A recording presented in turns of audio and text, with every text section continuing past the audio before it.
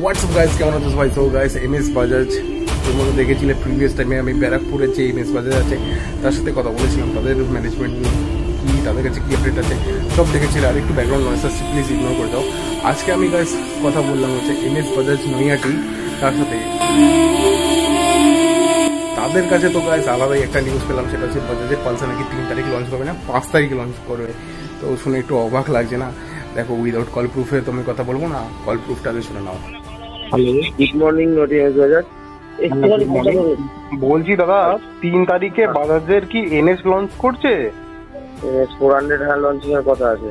আচ্ছা, বলছি গাড়িটা কি আপনাদের ওখানে অ্যাভেলেবেল হয়ে যাবে 3 তারিখে?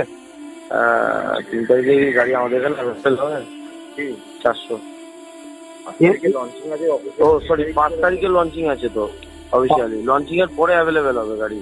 মানে লঞ্চটা কি 5 তারিখে হবে? হ্যাঁ, 5 তারিখ, 3 থেকে 5 তারিখ ওরকমই কোনো একটা দিন হবে। আচ্ছা আচ্ছা, বলছি 5 তারিখ বলছি তো, 11টার সময়। আচ্ছা, 5 তারিখে লঞ্চিং আছে। আচ্ছা 5 তারিখে। আচ্ছা বলছি দাদা, এটার প্রাইসটা একটু বললে ভালো হয়। প্রাইস আসেনি দাদা এখনো। আচ্ছা, মানে আপনাদের ওখানে গাড়িটা তাহলে কবে আসবে? গাড়িটা বলতে পারছি না, আপনার নামটা বলুন, আমি আপনার ইনকোয়ারিটা নোট ডাউন করে রাখছি, আসলে আপনাকে ইনফর্ম করে দেওয়া হবে। আচ্ছা, ভালো নাম? আমার নাম হচ্ছে গৌরব সরকার। কোথা থেকে বলছেন? আমি হুগলি থেকে বলছি। অ্যাকচুয়ালি আমাদের এইদিকে শোরুমে কি বলুন তো, গাড়িটা অ্যাভেলেবেল হচ্ছে না, তো আমি চেষ্টা করছি আশেপাশে। ঠিক আছে, অসুবিধা নেই, আমি আপনাকে ইনফর্ম করে দেবো। আচ্ছা, মানে আপনাদের শোরুমে আস্তে আস্তে মোটামুটি কিরকম সময় লাগবে দাদা?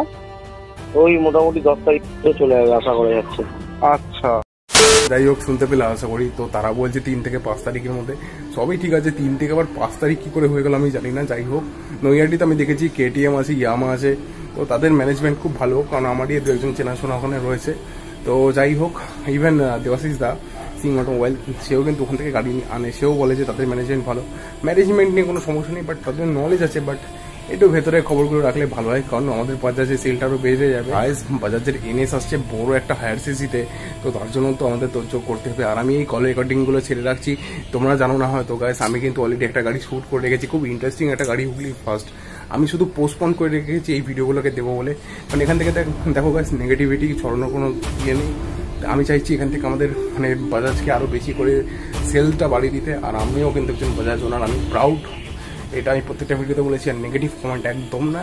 প্রত্যেকটা শোরুমে যদি ভুল থাকে তাদেরকে আমরা সংশোধন করে দেবো, সেলটাকেও বাড়াবো। এটাই ছিল আমার মোটিভ। আর যদি কিছু ভালো লাগে then if you like, share, subscribe. দেখো না, গুড ডে বয়েজ।